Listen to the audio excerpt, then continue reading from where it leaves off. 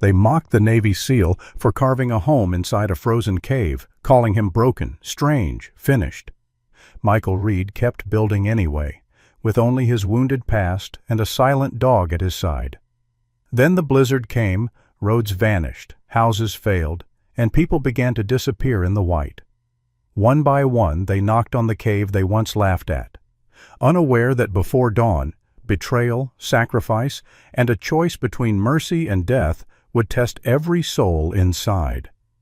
If you believe God still moves through storms and ordinary people, comment Amen, like, share, and subscribe, and stay to see what happens next. Snow drifted through the black pines of Pine Hollow, slow and heavy, muting the forest into a white cathedral where sound died young and judgment traveled farther than warmth. Michael Reed worked with his back to the world, boots planted in frozen earth, breath steady, the kind of steady that came from years of learning how not to shake when everything inside you wanted to. He was 38, tall in a way that came from bone rather than muscle, though the muscle was there too, layered and quiet under a weathered brown jacket. His face was all angles, sharp cheekbones, a jaw that looked carved rather than grown, a scar running pale and thin from the corner of his mouth down toward his chin, half hidden beneath a short, controlled beard the color of iron filings. His hair, once regulation short and dark, had grown into a rough, practical cut, already threaded with early gray. People in Pine Hollow noticed those things first. What they noticed next was what he was building. Or rather, where? The cave yawned behind him, a natural wound in the mountain, its stone ribs arching overhead like something ancient had opened its mouth and never closed it again. Inside, Michael had framed a wooden cabin, clean lines against raw rock, firewood stacked in disciplined rows along the cave walls, raised from the ground, measured, protected. It looked deliberate. That was what unsettled people. Beside him sat his dog, a German shepherd named Atlas, 5 years old, black and tan with a scarred left ear that never stood quite straight. Atlas was large without being bulky, built like endurance rather than force, amber eyes alert even while sitting still. He watched the tree line more than the people, but he heard the laughter. He always did. Michael lifted another log, feeling the familiar pull in his shoulders, the old injury near his collarbone whispering its warning. He ignored it. Pain, like fear, was something you acknowledged and then set aside. The first truck slowed on the road above the clearing, tires crunching on snow. Then another. By noon, there were always watchers. Pine Hollow was the kind of town where curiosity dressed itself as concern and mockery wore the mask of friendliness. They stood with their hands in their pockets, faces pink from the cold, voices carrying easily in the thin winter air. "Building himself a cave like a bear," someone said, not bothering to whisper. Another laughed. "Guess the war finally got him." Michael did not look up. He never did. He set each log as if it were the only thing that mattered in the world. Atlas shifted once, a low sound rolling in his chest, not quite a growl. Michael touched 2 fingers to the dog's shoulder, grounding them both. He had learned, long ago, that answering ridicule only fed it. Silence starved it. Sarah Whitman watched from the edge of the group, her laughter quieter, more uncertain. She was in her early 40s, tall and slim with a posture that suggested she had once tried very hard to be smaller. Her hair was the color of dry wheat pulled into a loose braid that escaped in strands around her face, and her skin bore the fine lines of someone who spent more time outdoors than she pretended. She wore a long wool coat that had been mended more than once, and gloves with the fingertips worn thin.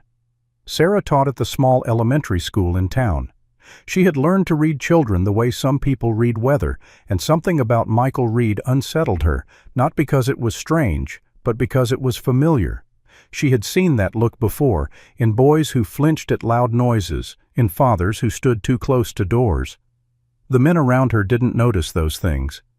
Dean Carter did the laughing loudest. Dean was built wide rather than tall, his belly pushing against his jacket, his beard thick and untrimmed as if defiance itself could keep the cold away. He had never left Pine Hollow, never wanted to, and he wore that like a badge. "You planning to live in there year-round?" he called out. "Gonna hibernate too?" A ripple of laughter followed. Michael drove another nail, the sound clean and final. Atlas stared at Dean until the man shifted uncomfortably and looked away. That gaze had done worse things than intimidate once. Michael knew that. He also knew Atlas would never act without command. That trust was built, not given. The cave had not been an accident. Michael had found it months earlier, hiking alone with Atlas when the noise in his head grew too loud for walls. The shape of it, the way the stone curved inward, the way the ground stayed dry even after snowfall, had spoken to something deep and old in him. In Helmand Province, years ago, there had been another place like this rock, cold, the way sound behaved differently inside shelter. That night had ended with bodies wrapped in blankets that weren't warm enough and a promise he had made to himself while his hands shook despite his training. Never again. Never let winter decide who lived. Pine Hollow didn't know that.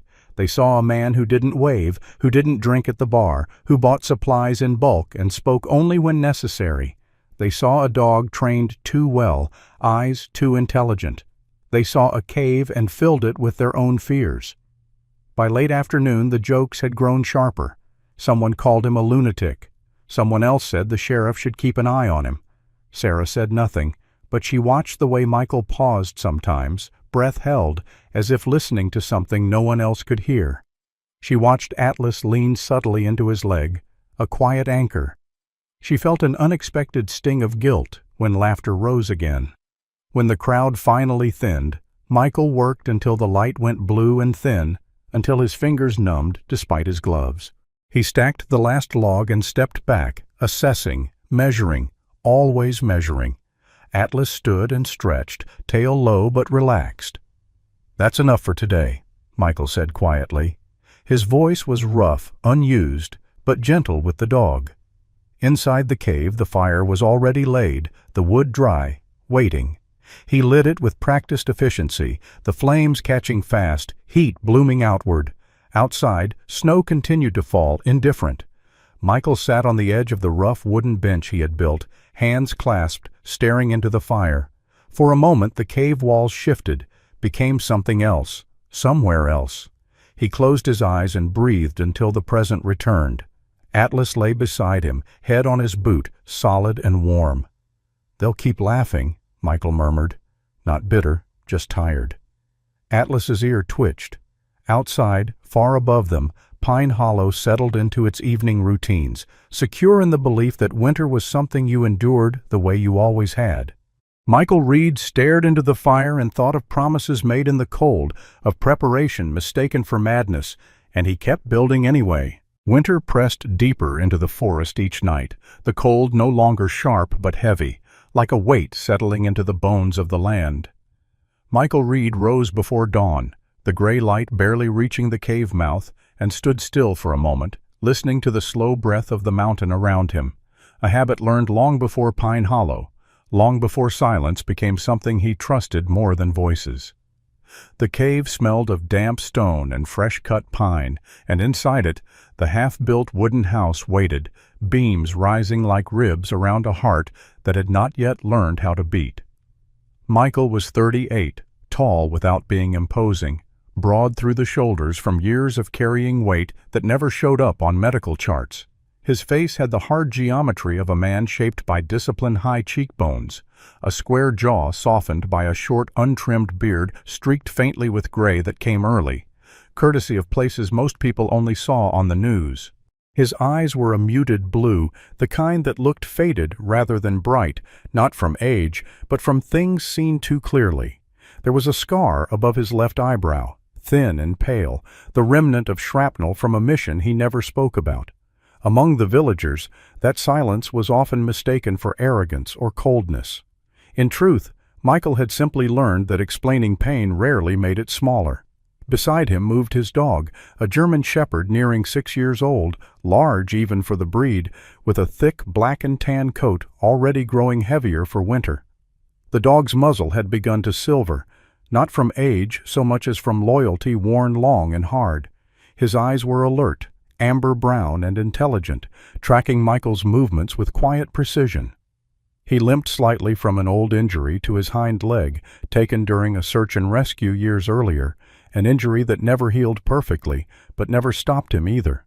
Where Michael carried memory in his eyes, the dog carried it in his gait, and between them existed a bond shaped not by commands, but by shared nights when sleep came lightly, if at all.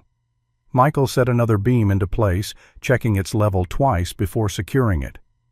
The house within the cave was not an act of stubborn isolation, as the townspeople liked to believe, but of preparation.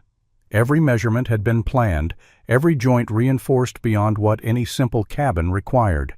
The cave itself provided shelter from wind and drifting snow, but Michael trusted nothing that depended on chance alone. He built as if the mountain might test him, as if winter itself were an enemy that studied weakness. The vow had come back to him the night before, uninvited, the way some memories always did. He had been lying on his cot, staring at the rough-hewn ceiling, when the sound of wind through the pines outside the cave shifted just enough to become something else entirely. For a moment, it was no longer Wyoming, but a different place. Years ago, whiteout conditions, swallowing everything beyond arm's reach. He remembered men shouting, the sound torn apart by the storm, remembered gloves stiff with ice, fingers numb as thought. He remembered a teammate, Aaron Cole, younger than him, quick to smile, reckless in a way that made people believe things would turn out fine, slumped against a rock outcrop that offered no real shelter, only the illusion of it. They had waited for extraction that came too late, and by the time the storm passed, Aaron was already gone, his body spared further harm by the mercy of cold. Michael had knelt there until ordered to move, his hands useless, his mind repeating the same sentence again and again. This did not have to happen. There had been no solid shelter, no place built to last more than a few hours, and in that absence, a life had ended. He carried that moment like a second spine, invisible but shaping every step since, so he built the house. Not because he wanted to disappear, but because he believed survival was not an accident, it was a responsibility. He stacked firewood higher than anyone thought reasonable, cut and split months ahead of need, lining the cave walls until the scent of resin filled the air. He stored water in metal drums, medical supplies sealed against damp, folded cots stacked neatly against one wall. The townspeople saw excess. Michael saw margin. Late that morning, the sound of boots on snow echoed faintly near the cave entrance. Michael did not turn immediately. He had learned the difference between threat and curiosity, and this was the latter. A woman stood just inside the light, stamping snow from her boots, her posture hesitant, as if unsure whether she was trespassing on land or on a man's solitude. Her name was Sarah Whitman, though Michael did not know that yet. She was in her early 40s, tall and slender, with auburn hair pulled into a loose braid that had begun to fray at the edges. Her skin was pale and weather-marked, the kind that burned easily in summer and cracked in winter, and there were faint lines at the corners of her green eyes from squinting into sun and snow alike. She wore a thick wool coat that had been mended more than once, gloves too big for her hands, and carried herself with the quiet competence of someone long used to doing things alone. "I heard the hammering," she said, her voice steady but cautious. "Didn't think anyone would be crazy enough to build in there this time of year." Michael straightened, wiping his hands on his jeans. He studied her for a moment, not in suspicion, but in assessment, the habit ingrained deep. She met his gaze without flinching, curiosity outweighing fear. The dog stepped forward slightly, not aggressive, simply placing himself where he could see both humans clearly. "It's warmer than it looks," Michael replied.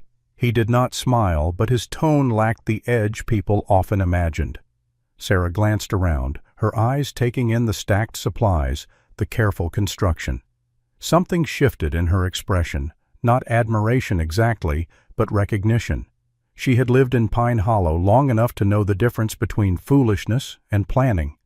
Her husband had died 3 winters earlier in a logging accident, crushed when a tree twisted unexpectedly on frozen ground. Since then, she had learned to look twice at anything that promised safety. "They say you're hoarding," she said after a moment, not accusing, merely stating a fact as it existed in the town's collective mouth. Michael nodded once. "They can say what they like." She looked at the firewood stacked nearly to the cave ceiling, the water barrels, the neat order of it all. "Storm's supposed to come early this year," she said. "Old folks are nervous. Power lines don't hold well when the snow gets heavy." Michael felt the familiar tightening in his chest, not fear, but focus. "Then they should prepare." Sarah studied him again, this time more closely, noticing the way he moved, economical and deliberate, the way the dog mirrored his stillness. "You always prepare like this?" "Always," Michael said, and in the single word lived a promise he had made to a man buried under foreign snow. She lingered a moment longer, as if wanting to ask something else, then simply nodded. "If you need help splitting wood," she offered, already knowing he would likely refuse. "I'm decent with an axe." Michael considered, surprised by the offer more than he let on. "I'll keep it in mind," he said, which for him was not dismissal. After she left, the cave felt quieter than before. The dog settled near the entrance, watching the tree line, ears flicking at distant sounds. Michael returned to work, driving nails with steady rhythm, each strike grounding him in the present. He knew the village still laughed, still called him the man hiding in a hole. He knew they did not see the vow etched into every beam, every stacked log, but vows, he had learned, were not meant for witnesses. They were meant to be kept. As dusk approached, Michael lit the small stove he had installed temporarily, testing airflow, watching smoke draw cleanly toward the cave's natural chimney. The dog lay nearby, eyes half closed, the faint rise and fall of his chest syncing with the quiet crackle of fire. Outside, the wind picked up, carrying with it the first whisper of the winter to come. Michael stood there, hands resting on the rough wood, and felt neither loneliness nor pride, only resolve. The house was not finished, but the purpose already was. Somewhere beyond the trees, the storm was gathering its strength. And when it came, this place would stand ready, whether anyone believed in it yet or not.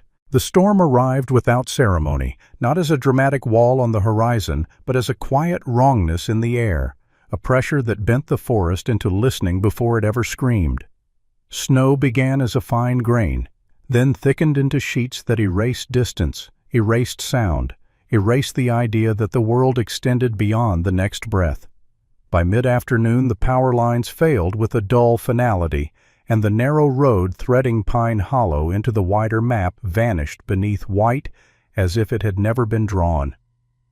Michael Reed stood at the mouth of the cave and watched the weather close its fist around the trees, feeling a calm settle over him that others mistook for fearlessness.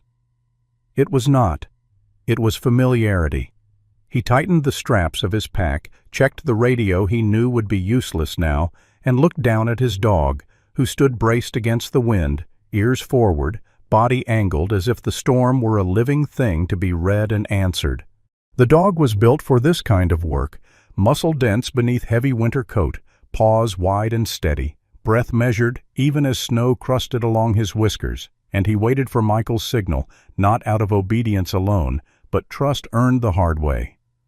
They moved out together, the cave's warmth shrinking behind them as the world narrowed to white and motion. Michael counted steps, tracked time by feel, his mind already mapping likely trouble points. The bend near the old Miller place, the low stretch by the creek where drifts would pile deep, the long curve where drivers often misjudged speed even on clear days. He found the first sign not with his eyes, but with his ears. A faint, irregular sound beneath the wind, not quite a voice, not quite the forest. He followed it to a sagging porch half buried in snow, where an elderly woman clung to the railing, her coat too thin, her frame smaller than memory allowed. Her name was Eleanor Brooks, though Michael would learn that later. She was in her late 70s, short and stooped, with steel-gray hair pinned into a practical knot that had come loose in the storm. Her face was lined deeply, not with softness but with endurance, the kind shaped by decades of early mornings and late nights. Frost had formed on the collar of her sweater, and her hand shook not from fear, but from cold that had already begun to settle too deeply. "I knew someone would come," she said when she saw them, her voice surprisingly steady, a stubbornness in it that reminded Michael of men who refused evacuation orders. She had lived alone since her husband died, had always refused help, and that pride had nearly killed her. Michael did not lecture. He wrapped her in a spare thermal blanket, secured it tight, and guided her between himself and the dog, who adjusted his pace to match hers instinctively. Eleanor protested once, more out of habit than strength, then let herself be led, each step an act of trust she had rarely practiced. They had gone less than a quarter mile when the dog froze, body rigid, head turning sharply toward the road. Michael followed the line of his gaze and saw the shape half swallowed by snow. A sedan angled wrong, hazard lights long dead, the driver's side door open as if someone had stepped out and never come back. Inside were a man and a woman, both young enough to still look surprised by disaster, and in the back seat a little boy bundled in mismatched layers, his cheeks red and eyes too bright. The father, Daniel Price, was tall and broad-shouldered, with dark hair plastered to his forehead by sweat and melting snow, his jaw clenched tight in an effort to remain calm. He had been a mechanic before moving here, hands strong and capable, but machines followed rules, storms did not. His wife, Lily, smaller and pale, with light brown hair pulled into a hasty ponytail, held their son close, whispering reassurances that wavered with each gust of wind that rocked the car. Michael assessed quickly. Hypothermia risk rising, child shivering hard, no fuel worth mentioning. He did not explain the plan beyond what was necessary. He simply acted. Eleanor was settled onto a makeshift sled fashioned from a car mat and rope. The dog took point, breaking trail, while Michael guided the family, one hand steadying the boy, the other anchoring them to the line. Daniel tried to argue, tried to insist on helping, but Michael shut it down with a look that carried command without cruelty. Lily met his eyes once and nodded, gratitude sharp and immediate. They moved as a unit now, laughter long gone from any of them, replaced by something older and more serious.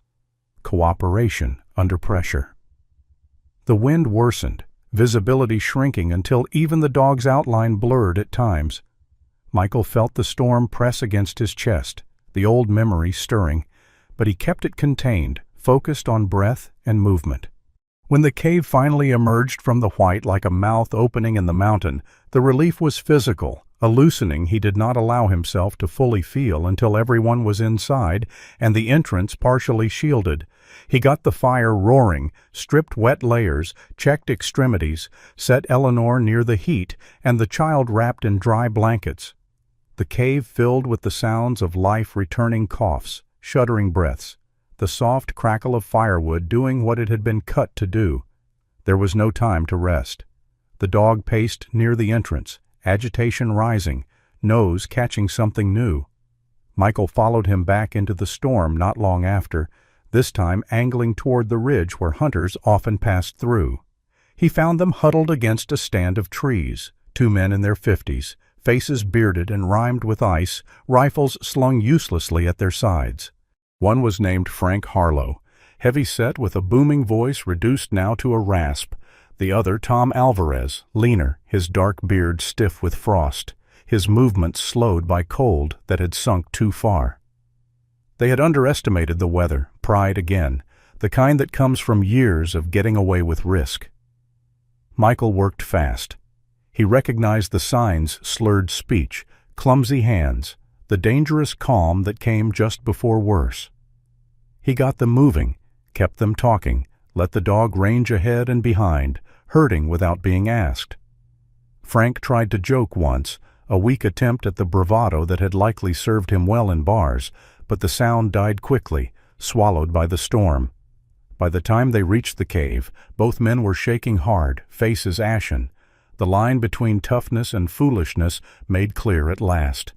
Inside, the space transformed.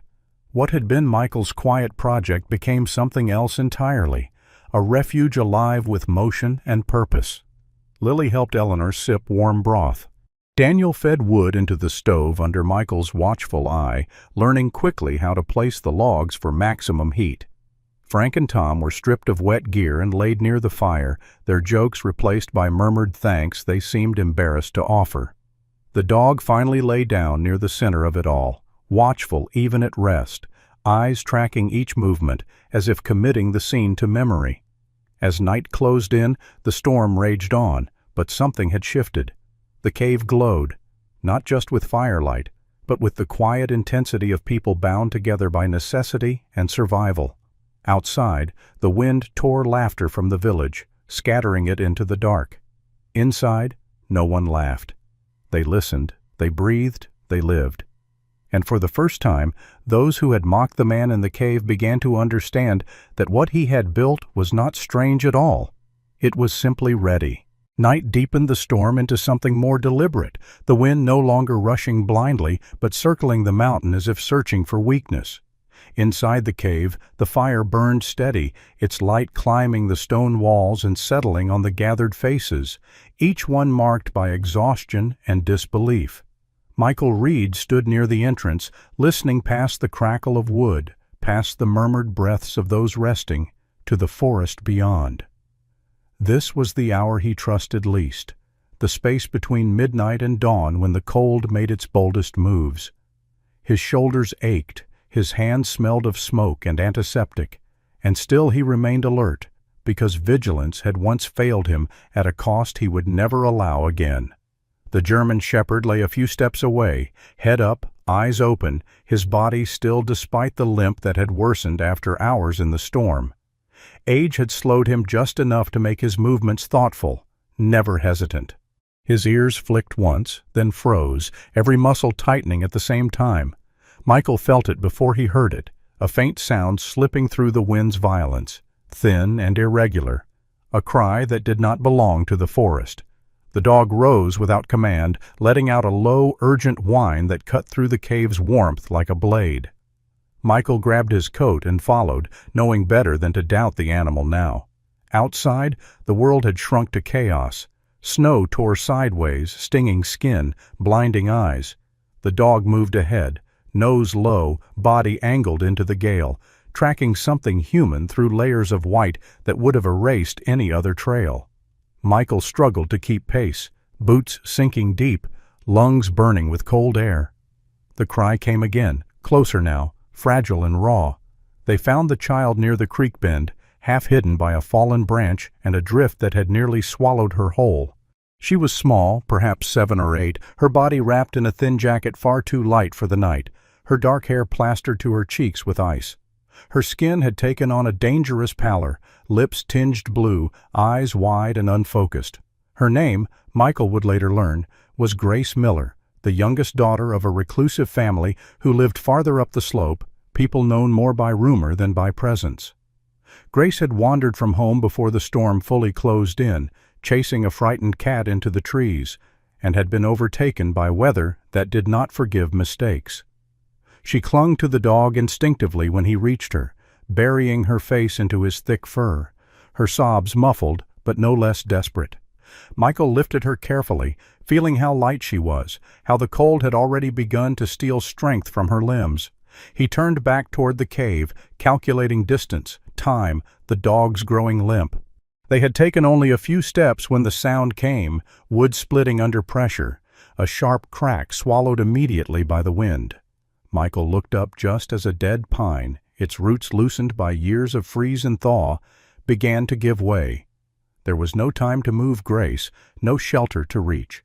The dog reacted first, launching himself forward, positioning his body between Michael, the child, and the falling mass. The tree struck at an angle, branches shattering, snow exploding upward.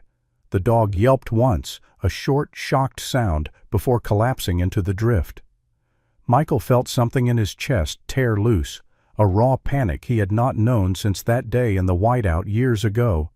He shielded Grace with his body, then dropped to his knees beside the dog, hands already searching for damage. Blood stained the snow beneath the dog's shoulder, dark and immediate. The animal trembled, but did not try to pull away, eyes locked on Michael's face, trusting him utterly. Michael's hands shook as he worked, stripping off his gloves, pressing cloth into the wound, murmuring words he could not remember learning but had spoken before in darker places. The bleeding slowed under pressure. The dog's breathing steadied, though pain tightened every line of his body. Michael hoisted Grace against his chest again, then lifted the dog as best he could, one arm under the animal's weight, the other cradling the child. Each step back to the cave felt endless.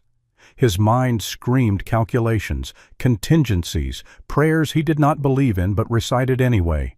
When the cave's light finally cut through the storm, voices rose in alarm.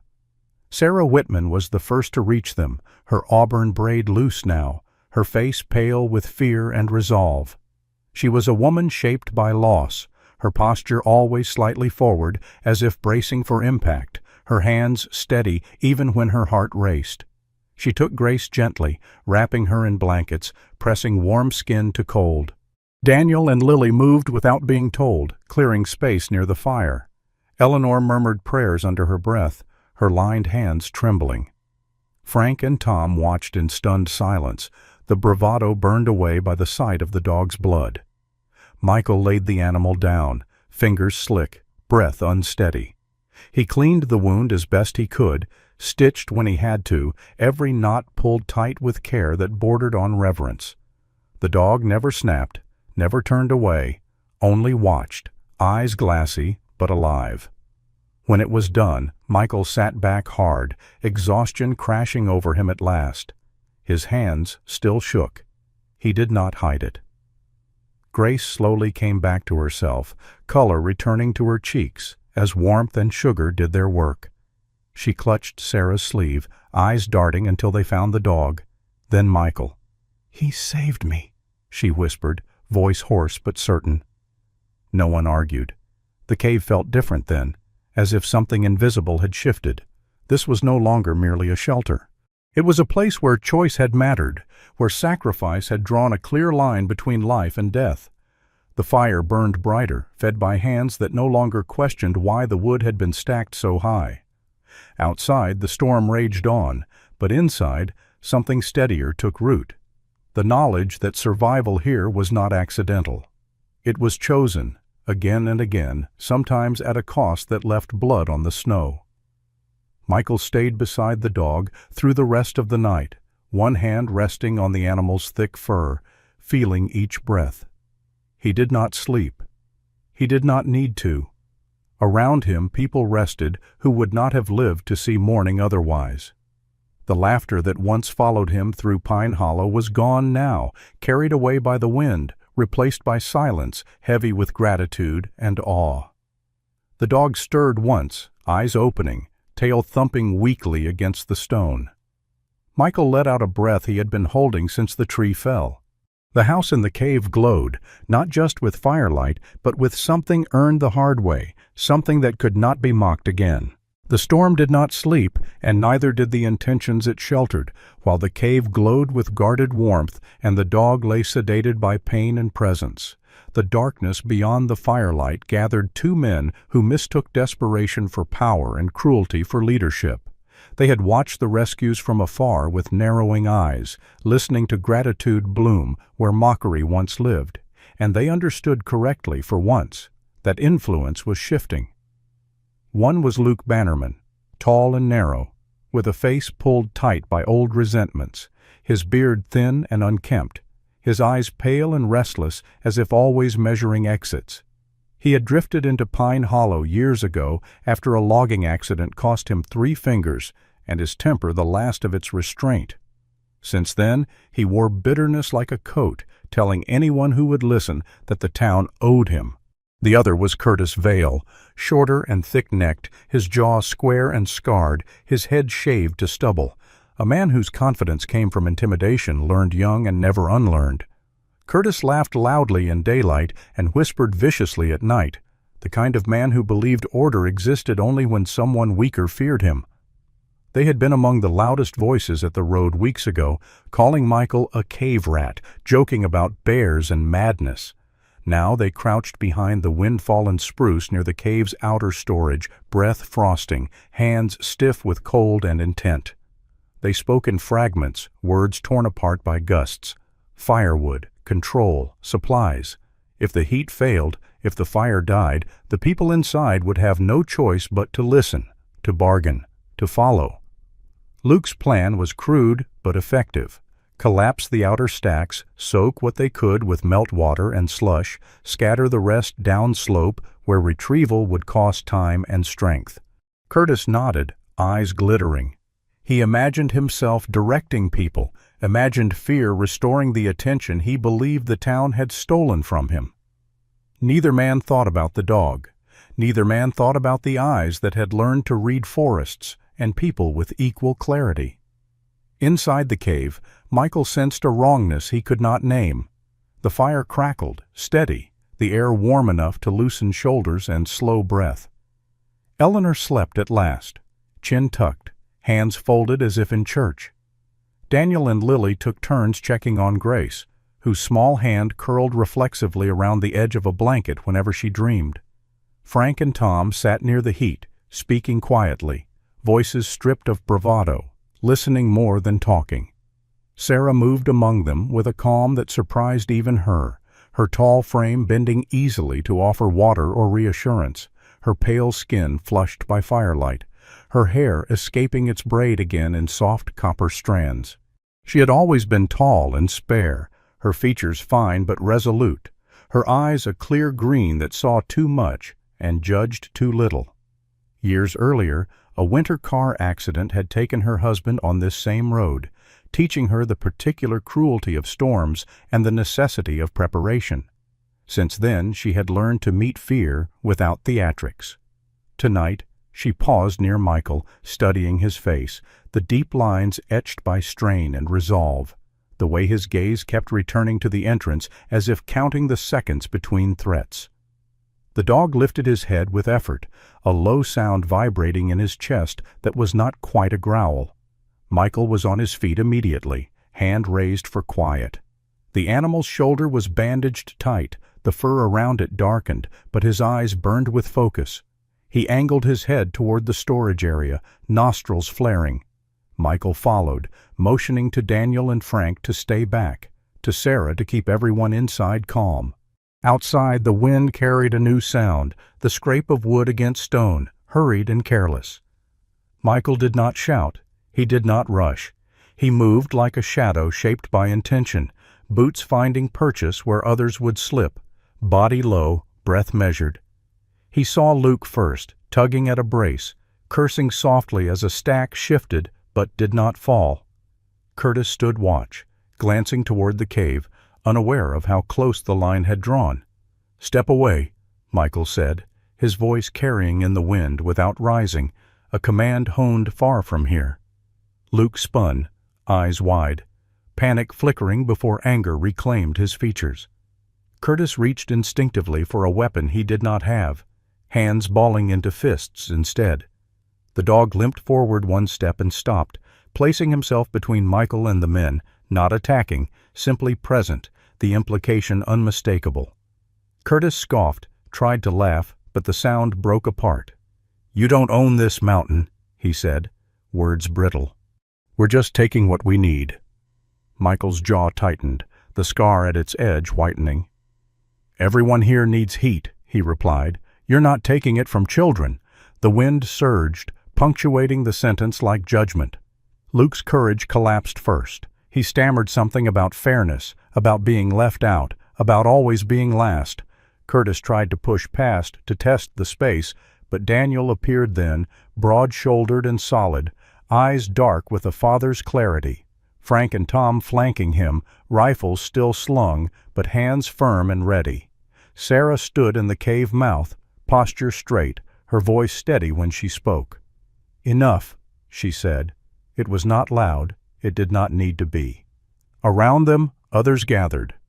Eleanor awake now. Grace peering from behind Lily's leg, faces forming a line that said something had changed. These were no longer isolated people grateful for rescue. They were a group who had learned, in the hardest way, that survival multiplied when shared. Curtis read the room and snarled, anger curdling into fear. Luke sagged, shoulders slumping, the fight gone. Michael did not threaten. He did not strike. He stepped forward and reseated the brace, checking the stacks with practiced hands, ensuring what had been disturbed would not collapse later. "Go," he said at last. "Get out of the wind. You're not doing this tonight." Curtis hesitated, pride warring with the cold that gnawed through his jacket. Luke had already turned away, stumbling down slope, shame hunching his back. Curtis spat into the snow and followed, the sound lost almost immediately. When the wind swallowed them, the group exhaled as one. Inside, the fire burned on, fed by wood that remained where it belonged. Michael knelt by the dog, resting a hand against the animal's warm neck, feeling the steady thump of life beneath his palm. Sarah met his eyes, gratitude and something like relief softening her features. Daniel clapped Michael's shoulder once, firm and brief. No one laughed. No one needed to. Outside, the storm raged, but the shadows had been named and turned away, not by one man alone, but by many who had decided, together, that fear would not lead them any more. Morning did not arrive with light so much as with a thinning of the dark, the storm loosening its grip just enough to let the cave breathe. Snow still fell, but now it drifted instead of striking, and the wind lost the sharp edge that had made every sound feel like a threat. Inside the cave, the fire burned lower, steadier, its heat carried by people who had learned, in a single brutal night, how to move as one body. Michael Reed watched them from the edge of the hearth, his posture relaxed for the first time since the storm began, though his eyes never fully rested. He had seen unity before, forged under gunfire and loss, but this was different. This was quieter, slower, built not by command, but by choice. Sarah Whitman knelt beside the dog, her long frame folded carefully to avoid brushing the bandaged shoulder. In the soft light, her features looked gentler, though the strength in her remained unmistakable. She was tall and slim, her movements economical, her pale skin freckled lightly across the bridge of her nose, a reminder of summers that felt impossibly distant now. Her auburn hair, once braided with precision, hung loose around her shoulders, catching the firelight like copper wire. She had taken over the dog's care without asking, her hands steady, her voice low and reassuring, as if tending wounds had always been part of her life. In a way, it had. Loss had taught her patience. Survival had taught her kindness without sentimentality. The dog watched her with wary acceptance, trusting Michael most, but allowing Sarah close, recognizing calm when he sensed it.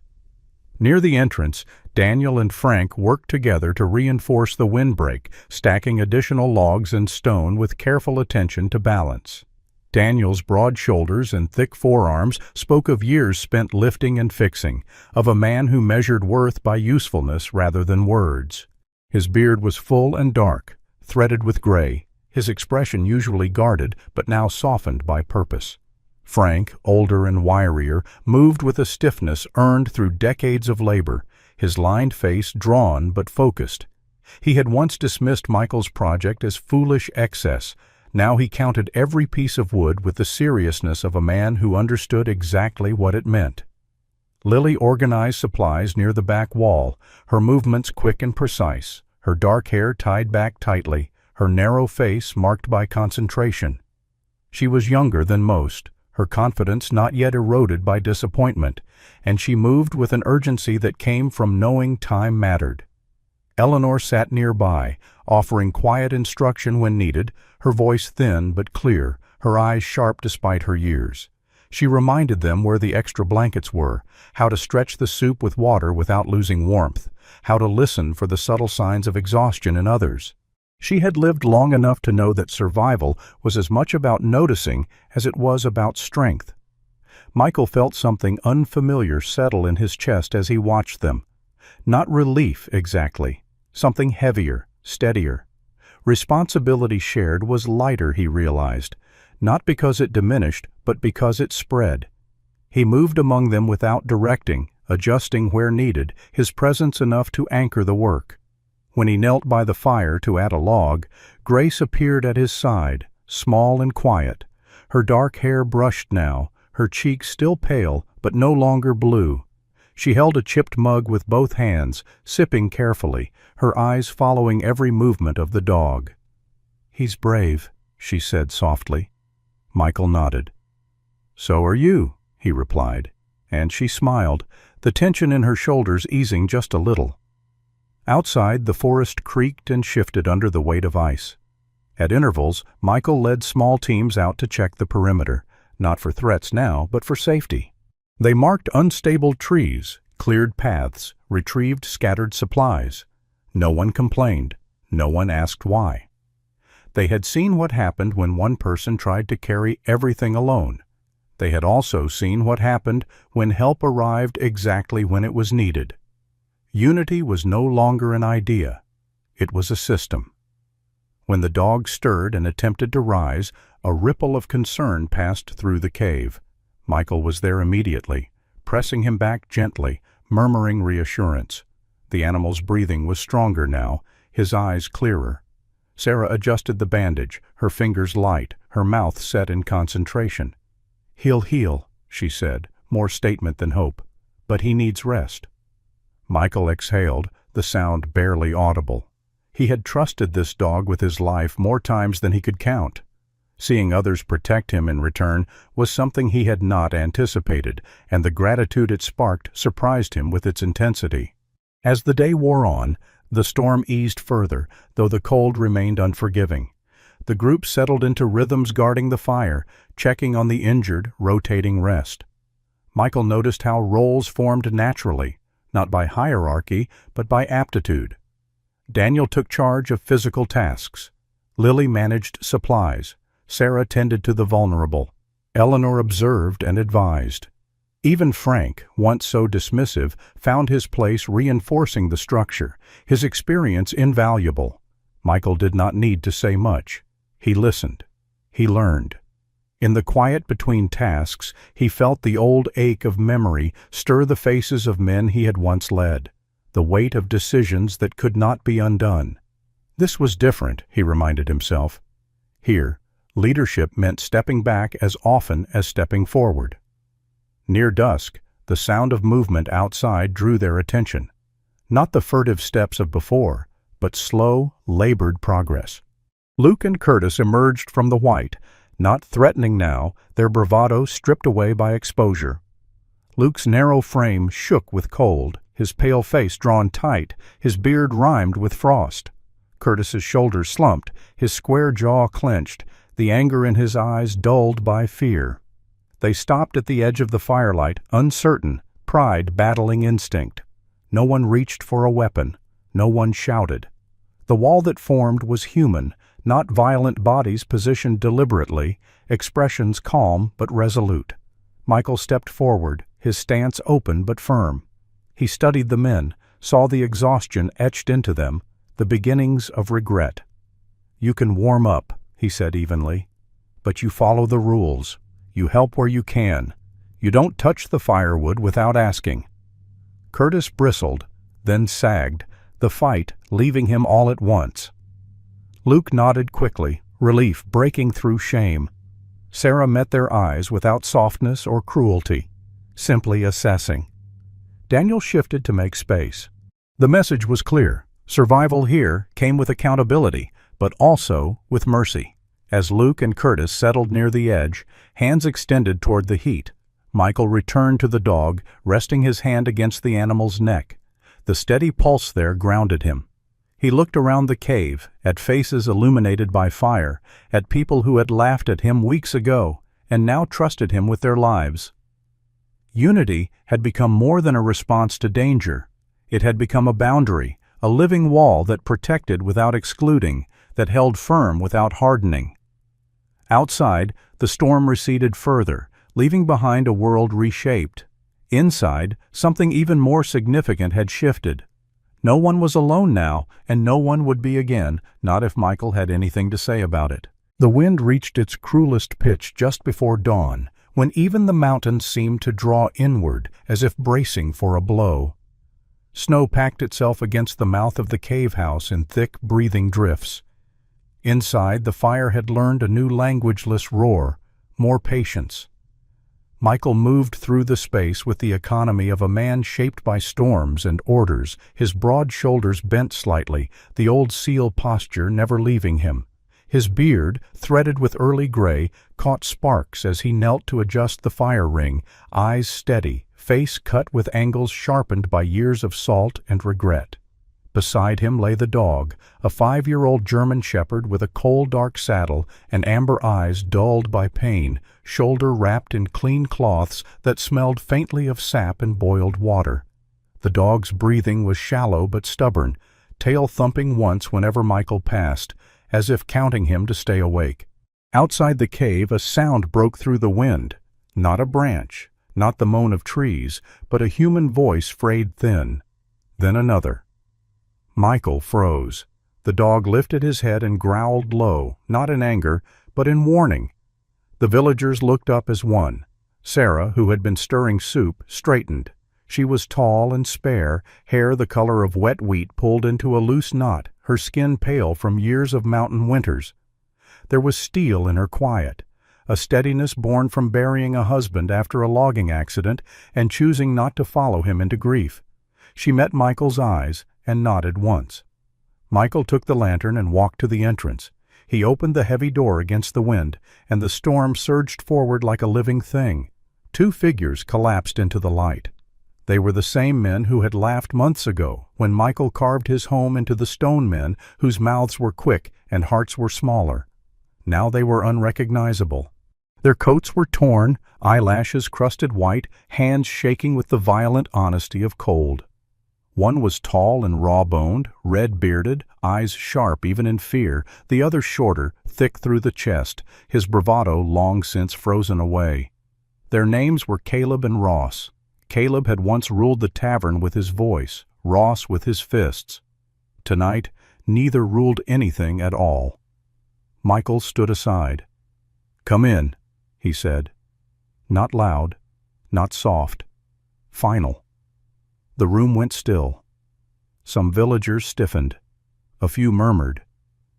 Old Eleanor, bundled near the fire, watched with eyes that had seen wars arrive and leave. The men stumbled forward, collapsing near the wall. Their lips were blue. Ross wept without sound. Caleb tried to speak and failed. Michael closed the door and sealed the storm outside. He turned to the room. "They stay," he said. "If they go back out, they die." Silence answered him, heavy as packed snow. Then Sarah moved first. She set a bowl of soup near the men and stepped back without a word. Others followed. No one smiled. No one struck. The dog lifted his head and watched, amber eyes unblinking. Later, when the men had been warmed enough to stop shaking, Caleb spoke. His voice broke like thin ice. He said he was sorry. He said he had believed strength meant taking before others did. Ross said nothing, just stared at the fire as if it might judge him. The night dragged on. The storm screamed. Somewhere above, a tree cracked and fell. Michael sat against the stone wall, back straight, despite the ache in his bones. He remembered other nights, other shelters, when mercy had been rationed like ammunition. He had learned then that restraint was not weakness, it was discipline. Near dawn, the dog whimpered. Blood had soaked through the bandage. Michael's hands shook as he rewrapped the wound. He pressed his forehead briefly to the dog's skull. "Stay," he whispered. The dog stayed. When the storm finally began to loosen its grip, it did so grudgingly. Light crept into the cave like a cautious animal. Faces emerged from shadow. People looked at one another and saw something altered. Caleb and Ross helped feed the fire, their movements careful, grateful. No one thanked them. No one cursed them. That was punishment enough. By midday, the wind fell silent. The cave house stood unbroken. The people stood together. The dog slept, breathing deeper now. Michael rose and looked out at the white world. He did not feel victorious. He felt finished with one chapter of his life and ready for whatever came next. Mercy, he knew, did not erase guilt, but it could keep a soul alive long enough to change. Morning arrived without ceremony, as if ashamed of how much it had taken. The storm loosened its grip and retreated into the high places, leaving Pine Hollow reshaped and quiet. Snow lay folded against roofs and fences like a confession. The cave house breathed out warmth in steady pulses, smoke threading into a sky scrubbed clean and pale. Michael stood at the mouth of the cave, boots planted, shoulders squared, his worn brown leather jacket darkened by soot and melted frost, the red and black plaid shirt beneath it peeking through like a remembered flag. He watched the village wake as if it were a field after battle-careful steps, bowed heads, voices low. He did not feel older than yesterday, only clearer. The dog lay just inside the threshold on a bed of folded blankets, 5 years old and scarred now, his cold dark saddle dulled by healing blood and antiseptic water, amber eyes bright again with the stubborn humor of the living. When Michael moved, the dog's tail thumped twice, a metronome that refused to stop. Sarah organized the morning with the calm authority of someone who had learned how to stand after loss. She was tall and narrow-hipped, shoulders slightly stooped from years of carrying weight alone, hair the color of dried wheat escaping its knot to frame a face weathered but not hardened. Her hands were quick and exact, skin pale and chapped, nails cut short. She spoke without raising her voice, and people listened without realizing they were listening. The cave house, once a punchline, had become a pulse, a place where breath returned. By midday, people arrived not to be saved, but to help. They brought tools dulled by winter, sacks of grain, a broken radio, a crate of jars rescued from a cellar. They did not ask permission. They set to work as if the stone itself had called them. The cave widened in purpose. Alcoves became bunks. The fire ring gained a second circle of stones. Someone hung a bell near the entrance, not to warn, but to welcome. Caleb and Ross stayed. They did not hover at the edges anymore. Caleb's red beard had lost its swagger. Ice had taught it humility. He worked with method now, long limbs careful, eyes scanning for what needed doing rather than who might be watching. Ross, thick through the chest and quieter than before, took to splitting kindling with a focus that bordered on reverence. He flinched whenever the dog shifted, then softened when the dog wagged, as if forgiveness were a language he was just learning to pronounce. They spoke little. When they did, it was to ask where to place a beam, how to boil water properly, when to change the bandage. The dog accepted their hands without growling. That mattered. New faces appeared with the thaw. Eli arrived on a sled pulled by a mule that looked older than the road.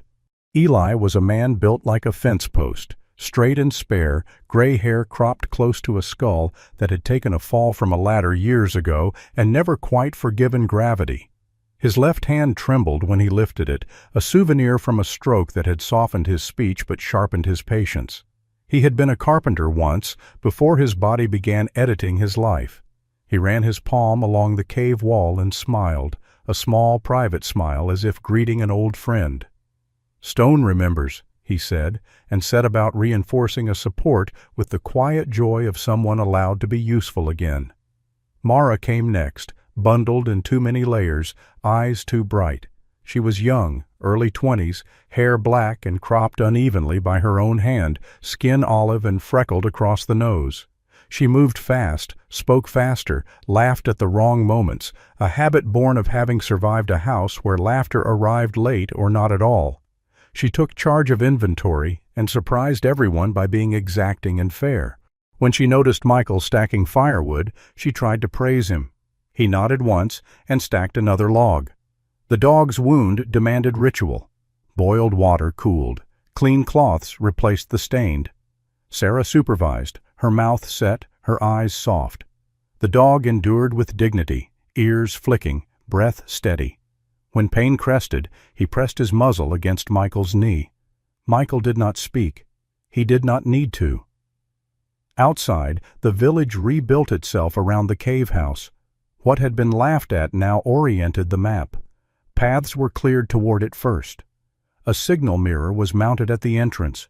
The broken radio crackled back to life under Mara's hands, voice thin but present, a promise rather than a solution. When word spread that the cave would remain open through winter, no one argued. They brought what they could. They took what they needed.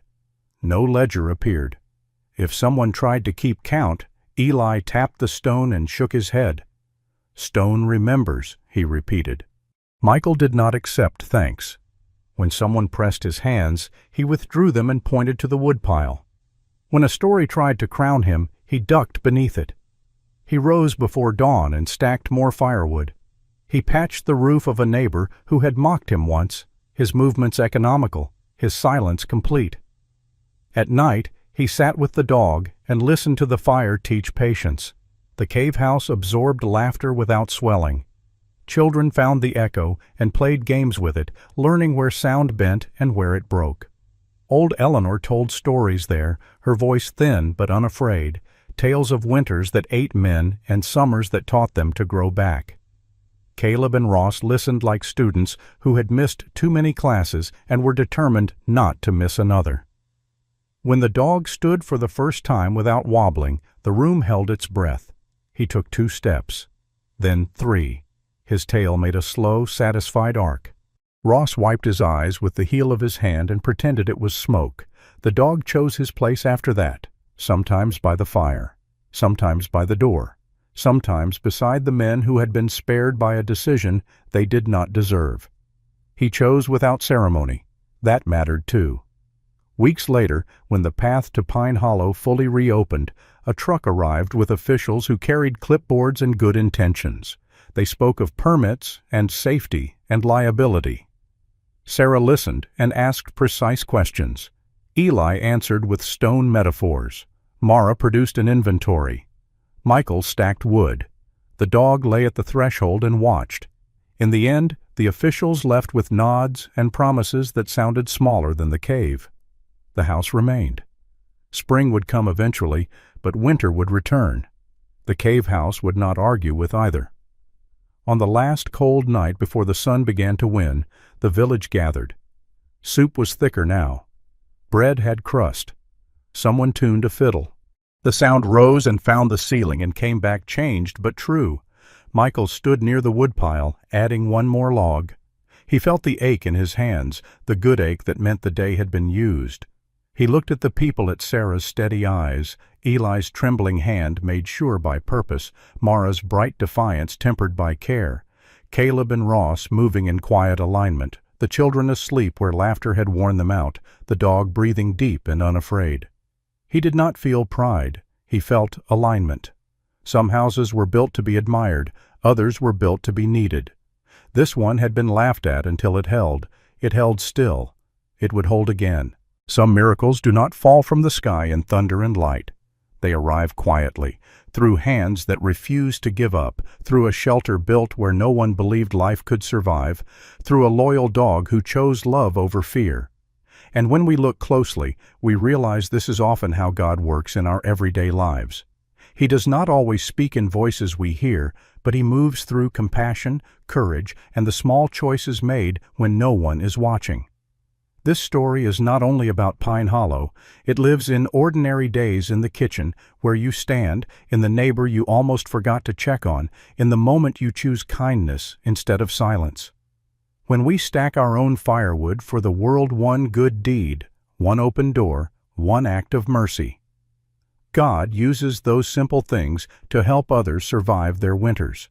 If this story touched your heart, please share it so hope can travel further. Leave a comment and tell us about a winter you survived, or someone who became warmth in your life. And subscribe to the channel to stay with us as we continue sharing stories of faith, resilience, and love stories where God's presence is felt, even in the coldest places. May God bless you and your loved ones, keep you safe through every storm, warm your heart when nights feel long, and guide you to be light and shelter for others. Amen.